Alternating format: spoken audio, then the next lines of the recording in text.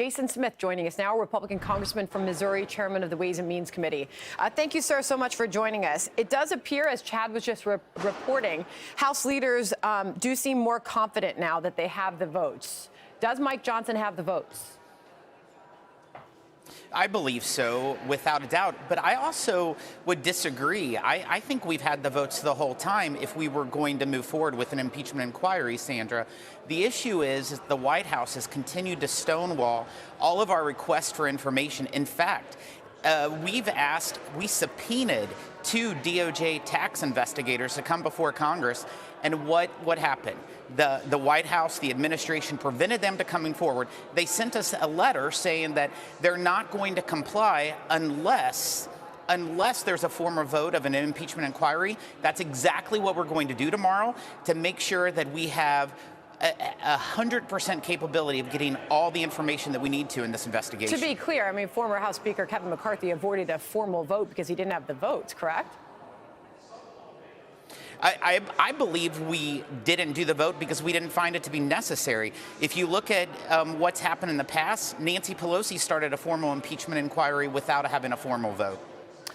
Very interesting. These 62,000 pages of records being made available to the House GOP impeachment inquiry, what do you think they'll reveal?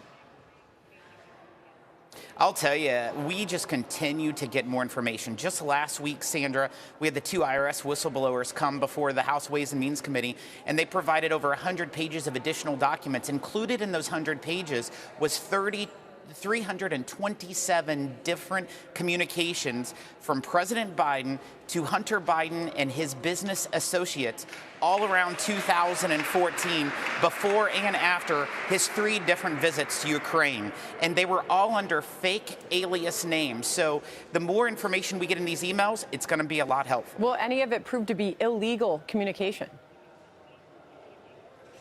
Well, that's what we're going to have to see whenever we course through all the different emails.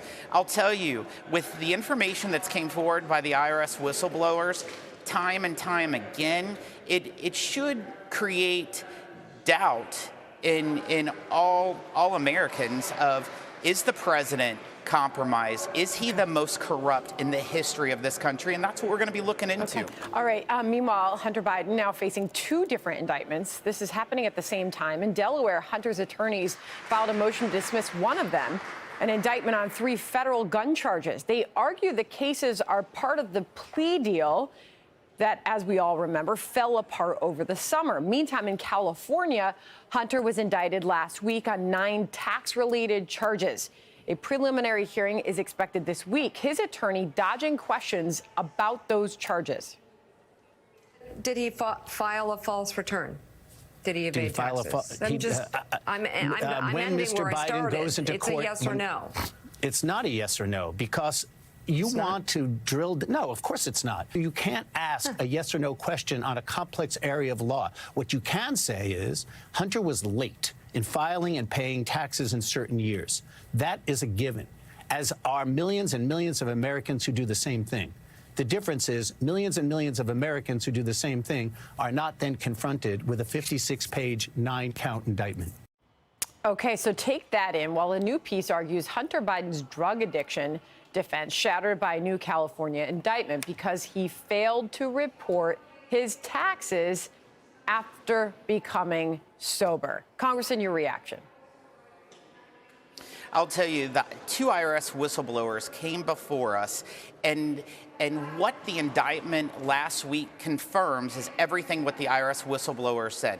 They said he should be charged with all of these tax crimes. In fact, they thought he should have been charged with tax crimes in 2014 and 2015 tax years as well. But what happened? Biden's Justice Department allowed the statute of limitations to expire, so he could not be charged underneath that. It is good to see in California that the tax crimes that the IRS whistleblower suggested for 16, 17, 18 and 19 tax years, in fact, have taken effect.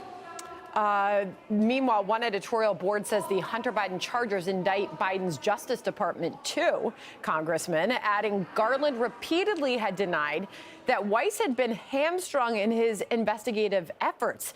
Yet once the whistleblower testimony and thousands of pages of supporting documentation shamed Garland, into finally making Weiss a special counsel, Weiss was able to bring these charges that could have been filed long ago if the Biden-appointed U.S. attorneys in California and D.C. had fully cooperated.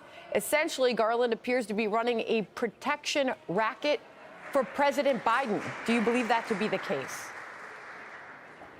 Sandra, if any person without the last name Biden would have been investigated just like this process, charges would have been brought years ago. Not last week. They would have been brought years ago, and the IRS whistleblowers even testified before the Ways and Means Committee last week, saying in their more than decade years of service as investigators, they've never seen this kind of obstruction in an investigation. That's a big statement. I mean, what sort of repercussions should there be for that if that's the case? Well, the House needs to be cleaned out if people are using the power of the law to help protect themselves. Congressman, always appreciate your time. Thank you for joining us today. Thank you. We'll watch where it all goes. Hey everyone, I'm Emily Campagno. Catch me and my co-hosts Harris Faulkner and Kaylee McEnany on Outnumbered every weekday at 12 p.m. Eastern, or set your DVR. Also, don't forget to subscribe to the Fox News YouTube page for daily highlights.